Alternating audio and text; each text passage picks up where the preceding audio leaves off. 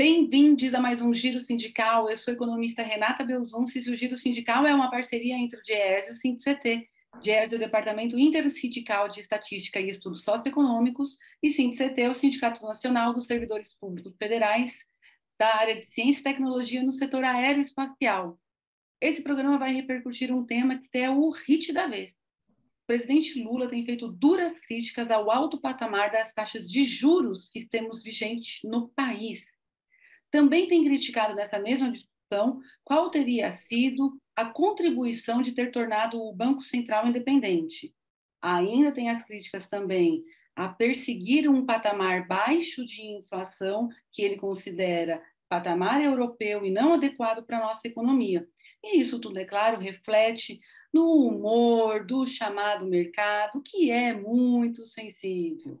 Então, para a gente entender um pouquinho mais sobre isso, sobre essas taxas de juros, sobre a discussão em torno da autonomia do Banco Central, a gente recebe aqui a economista do DIEESE, Vivian Machado. Vivian, obrigada por aceitar nosso convite e nos ajudar aqui nessa tarefa árdua. Oi, Renata, obrigada. Boa tarde a todos. É, Agradeço muito o convite, espero poder contribuir aí com vocês nesse assunto geralmente delicado, né? Mas que está aí bombando, né, no momento. A cada 45 dias, mais ou menos, o Banco Central, o Copom, na verdade, se reúne e estabelece a taxa de juros, aumentando, diminuindo, mantendo, e faz aquelas sinalizações através de uma carta que é comunicada publicamente. E essa taxa que é publicizada e que é delicadamente, né, estabelecida é a Selic, que é uma sigla para Sistema de Liquidação e Custódia. Eu queria que você falasse um pouquinho para a gente sobre o que é essa taxa e por que ela está tão alta. O que o Banco Central leva em consideração para que ela esteja entre as mais altas taxas de juros praticadas no mundo hoje? O Banco Central, ele, há alguns anos já, ele traz essa taxa, esses patamares elevados, alegando aí que nós temos um problema no Brasil, que é a chamada inflação de demanda. Teríamos demanda em excesso, né, na economia. E para controlar essa demanda em excesso, que isso estaria promovendo a elevação da inflação, e o Banco Central, ele tem um sistema, ele segue um sistema que é o sistema de metas de inflação, ele tem uma banda inflacionária que ele não pode ultrapassar, né, dessa meta, e quando ele vê que a inflação está passando desses limites, que vai passar, ele sobe as taxas para tentar controlar esses níveis da inflação. Ocorre que nós não temos essa inflação de demanda, nós não temos esse histórico de inflação de demanda.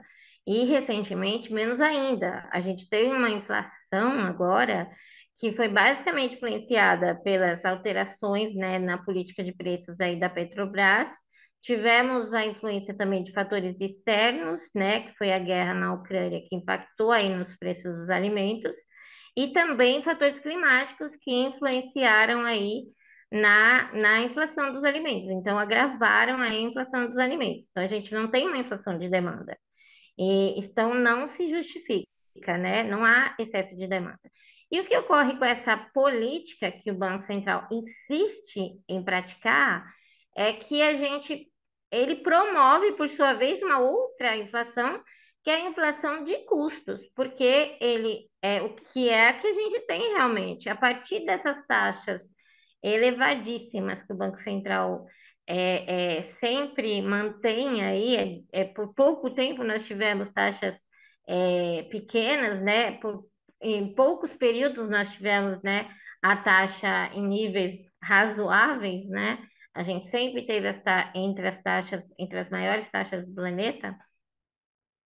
A gente tem um incentivo ao capital especulativo, na verdade, é uma política para atrair capital externo, né? E não exatamente para conter inflação de demanda, é muito mais para atrair capital externo do que para isso. O que o Banco Central ele promove a partir dessas taxas elevadas é justamente uma inflação de custos. Por quê? Ele encarece o custo dos empréstimos, ele encarece o custo do crédito. Fica mais caro investir para as empresas, seja o financiamento privado, né, o financiamento das empresas, seja o financiamento público, né? Fica mais caro para o próprio governo, fica mais caro para famílias também tomarem crédito.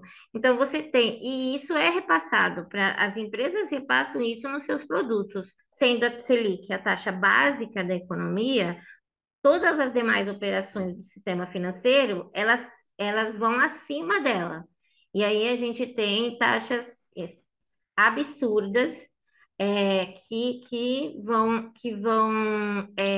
no sistema financeiro que vão piorar a situação do país. Muito bem, então significa que o Banco Central ele faz um diagnóstico, ao seu ver, equivocado ao atribuir a inflação ao consumo alto, que as pessoas estão comprando, que os empresários estão investindo muito, então está demandando muitos itens da economia e eles estão com o preço elevado. A gente já falou que a taxa nossa, ela tem o patamar de 13,75%. Apenas assim, para nível de comparação, nos Estados Unidos é em torno de 4%. Sem contar que a gente também tem que pensar no que é a taxa real, né? Que é a taxa de juros descontada a inflação. Aí a nossa fica maior ainda. Mas, Vivian, conta para a gente o seguinte. Você falou que o Banco Central ele atua elevando a taxa de juros para combater a inflação. E no final do ano para cá, nos últimos meses de 2022 para cá, a inflação ela foi cedendo. E, ao mesmo tempo, o Banco Central, que acaba de fazer reunião, ele não mudou o patamar da taxa de juros. Por que isso aconteceu? A inflação caiu e a taxa de juros permaneceu inalterada. Bom, agora, o que o Banco Central demonstrado, inclusive pelas última nota, né, é que há uma preocupação com relação ao futuro da política econômica do novo governo. Há uma grande preocupação com a política social, com a política fiscal, com o controle dos gastos. E o que eles estão chamando de uma confusão, né, na política fiscal, que eles não estariam entendendo muito bem qual será o caminho que o governo vai seguir, e talvez por isso o mercado esteja receoso, então eles vão manter a taxa nesses níveis por garantia de que tudo se mantenha em patamares tranquilos para vir a reduzir só talvez no segundo semestre, que ela venha a se reduzir. Eles atrasaram aí a perspectiva de redução da taxa. Muito mais numa questão de relacionada à questão fiscal, há uma preocupação com a questão fiscal do que realmente com a questão de inflação, de demanda ou qualquer outro tipo de questão inflacionárias. É muito mais relacionada à questão das ações do atual governo. Qual será o caminho que o governo vai seguir com relação a principalmente a questão do teto de gastos, a questão da política fiscal? Então, este giro sindical vai fazer um intervalinho e volta já.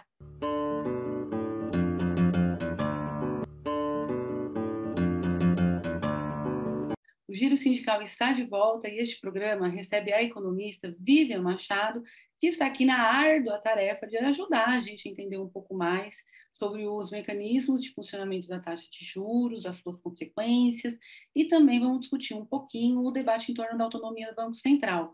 Vivian, o movimento sindical brasileiro historicamente critica o alto patamar de taxa de juros, porque tem um entendimento de que isso dificulta a elevação do nível de investimentos na economia e sem investimentos dificulta a geração de emprego e renda.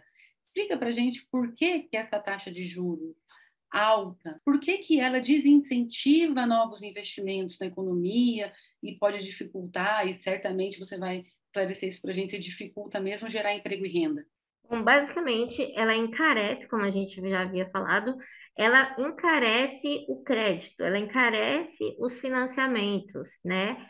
É, porque eles veem, os bancos vão cobrar taxas de juros bem mais elevadas, né? E aí fica difícil, principalmente para os pequenos e médios produtores, por exemplo, poder investir em máquinas, investir na sua produção, contratar novos trabalhadores, né? Com esses níveis de taxas de juros. Fica inviável. Ou mesmo assim, a gente precisa do investimento público, do investimento do governo, só que grande parte do orçamento já está comprometida o pagamento da própria dívida, né? Quanto maior a taxa de juros, mais o governo fica endividado, uma parcela maior do orçamento fica comprometida para pagamento dessa dívida e deixa de atuar em outras áreas importantes da economia, inclusive até para benefício disso, da questão de propiciar, né, esse movimento, né, de geração de emprego e renda. Então, é importante que se tenha taxas mais adequadas, que se favoreça o crédito, para que a gente tenha, principalmente nos pequenos e médios, a condição de que eles continuem atuando. A gente tem uma economia que vem crescendo a passos muito lentos, que precisa de um incentivo. A gente tem muitas empresas fechando, a gente precisa de um incentivo para que elas sigam em frente, não que elas fechem, porque as taxas de juros, o endividamento, as famílias endividadas, a gente tem a economia parando. A gente precisa justamente do contrário, e para isso a gente precisa de taxas menores. É com taxas menores que a gente vai conseguir aumentar a taxa de investimentos na economia, de investimentos públicos e de investimentos privados. Você falou da dívida pública e mencionou que essas mesmas taxas de juros, a taxa Selic, ela sendo a básica e ela estando alta, ela vai também fazer com que aumente os juros que o governo paga para aqueles que lhe emprestam, ou seja, os juros da dívida pública. Qual é o sentido do governo aumentar a taxa de juros, sendo que isso também encarece a própria dívida pública? Encarece a dívida fica cara e as pessoas ficam preocupadas se o governo vai conseguir pagar ou não, aumenta o risco, tem que aumentar os juros. Então, o capital ele busca por maiores retornos. Então, é isso. Quanto maior é a preocupação com aquele país, com a política daquele país, né, com a dívida daquele país, há essa questão do risco, então maior vai ter que ser a taxa para que eles se sintam seguros em aplicar os seus recursos ali. E mesmo assim. Então, o país entrou nessa armadilha, né, de ter sempre essas taxas de juros elevadas para que atraia esse capital especulativo para cá, em vez deles irem para os Estados Unidos, mas se os Estados Unidos mexerem na taxa deles, mesmo ela sendo bem menor do que aqui, eles acabam saindo daqui e indo para lá, justamente por conta do risco, né? Eles acabam indo para lá, mas então aí o que o país faz? Eleva a taxa de juros para atrair esse capital de volta e fica preso nessa armadilha. Então e aí o que acontece? Só em novembro do ano passado, 2022, o país pagou, já com a taxa a 13,75% ao mês, ao ano, ele pagou 581 bilhões de juros da dívida. É muita coisa. É muito dinheiro que poderia estar sendo investido em educação, em saúde, em outras áreas prioritárias para a população, que deixa de ser usado em políticas públicas necessárias para voltar para o sistema financeiro, porque volta para o sistema financeiro esse recurso, volta para os credores, né? Então, isso não fica no país, isso não vem beneficiar a população, não beneficia o mercado interno. Então, o governo deixa de atuar. porque ficou comprometido com essa dívida. Então, quanto maior a taxa de juros, maior essa dívida. E é um prejuízo para a população e para a economia como um todo. Sim, você mencionou então que quem acaba ganhando, se beneficiando das altas taxas de juros são essas pessoas que vão comprar os títulos, né? Que vão Exato. viver da renda desses títulos. São os chamados rentistas, que também sempre aparecem Isso. nesse debate sobre juros. Conta para a gente um pouquinho quem são esses rentistas, quem são os grandes rentistas que se beneficiam da economia brasileira. As pessoas em comum, hoje, elas podem comprar um título da dívida, o Tesouro Direto. Só que eu tenho certeza que não Sim. são meus amigos, seus amigos que eventualmente compram esse título, que são os grandes rentistas do país. Quem seriam, Vivian? Os grandes rentistas são os próprios bancos, grande parte dessa dívida está na mão dos grandes bancos aqui do país mesmo. Então, o governo está na mão dos grandes bancos, né? Do próprio país. A gente tem bancos estrangeiros também nessa conta. E aí a gente tem outras instituições do mercado de capitais aí que fazem parte desse grupo. Então, é basicamente o sistema financeiro que são os grandes credores aí do governo, né? Porque são os que têm recursos realmente para financiar o governo com grandes montantes, né? Então, acaba que esse dinheiro ele volta para o sistema financeiro e o governo fica à mercê desses credores, né? Eles tiram do governo, eles tiram das empresas, eles tiram da gente, né? Porque com as taxas de juros altas, eles tiram, eles sugam os recursos de toda a economia. O sistema financeiro é quem fica com grande parte dos recursos. As famílias, por exemplo, estão super endividadas, né? E cada vez mais endividadas. As empresas também. Então, por conta dessas taxas muito altas. Então, a gente precisa que a Selic baixe, que o Banco Central baixe a taxa, mas também que os bancos baixem as demais taxas, para que a gente tenha um sistema razoável, né? Para que todos consigam viver em melhores condições, né? Fiquem com a gente. Até já.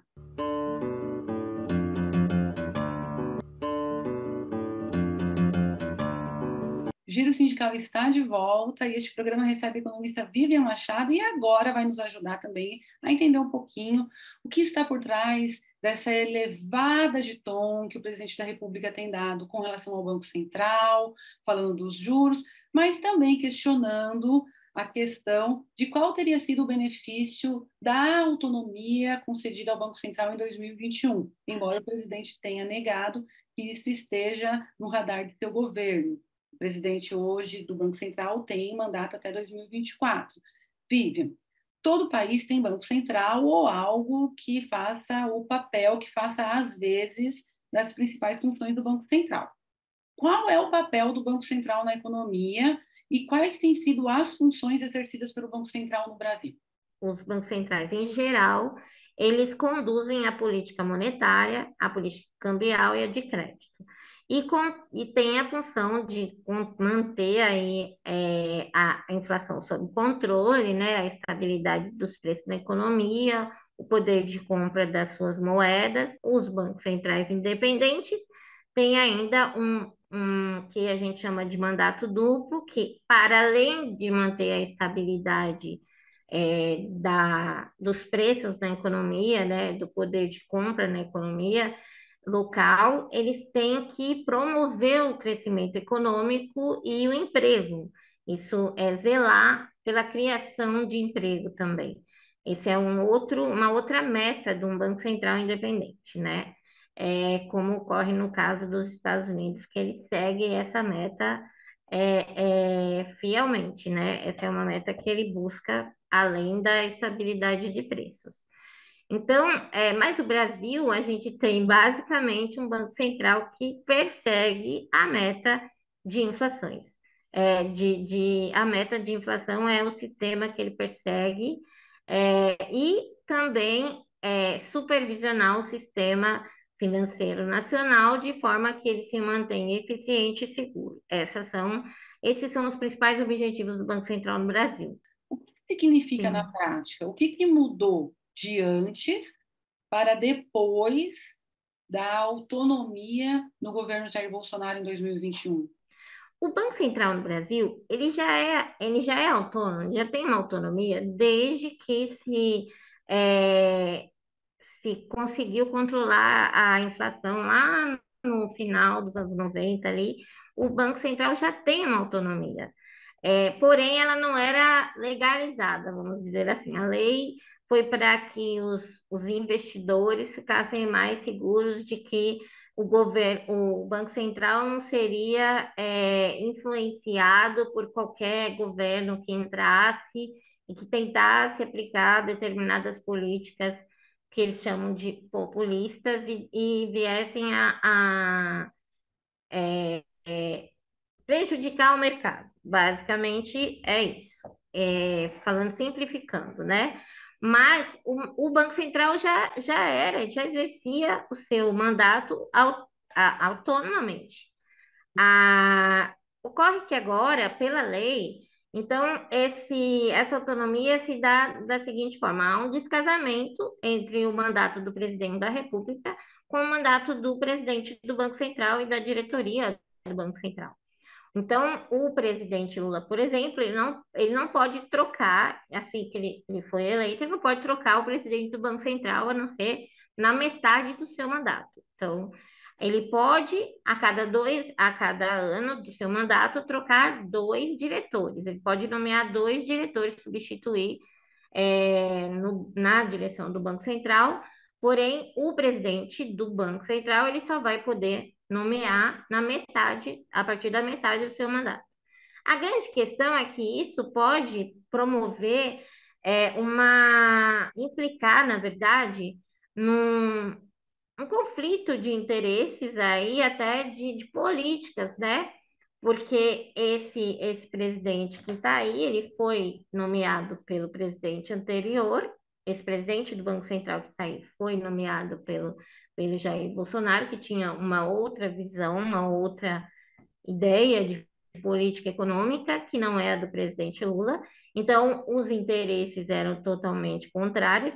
E aí você tem o presidente da República querendo seguir por um caminho que pode não ser o mesmo que o presidente do Banco Central pretenda seguir. E isso pode criar um conflito aí na hora e implicar em dificuldades no resultado mesmo e nas ações aí de política econômica, né? Essa é a grande questão. Por isso que essa é uma grande preocupação, que pode, inclusive, influenciar aí em dificuldades de promover política de melhoria na distribuição de renda, de políticas de geração de emprego, é, por, por conta justamente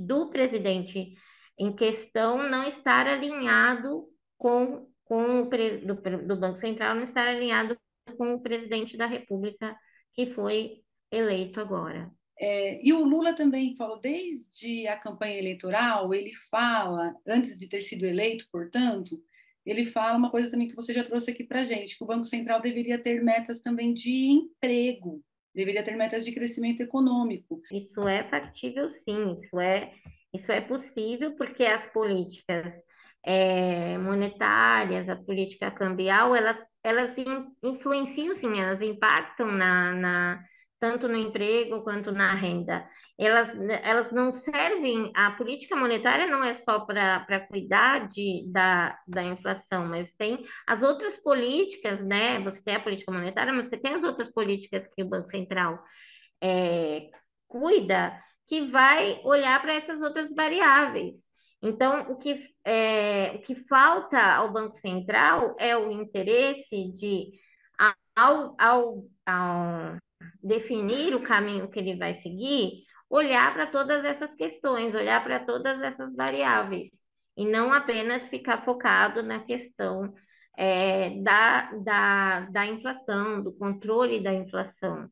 É viável, sim, você tem outros instrumentos, o Banco Central tem outros instrumentos para promover, sim, a geração de emprego e renda. Por que que nós precisamos estar com a maior taxa de juros do planeta? Por que que a gente precisa estar com com uma dívida pública nessa altura, nesse patamar, para controlar a inflação, definir um teto de inflação tão baixo, e aí fazer com que a economia, que já não está crescendo, ela fique mais penalizada, ela fique mais debilitada, ela vai, com certeza, comprometer o ritmo da economia esse ano. Essa política que o Banco Central escolheu, ao invés de pensar que um pouquinho que você recue, você pode fazer com que a economia decole. Te agradeço demais. Que agradeço, e quando precisar, estamos aí. Obrigada, gente. Obrigada pela sua companhia. Seguimos. Tchau, tchau.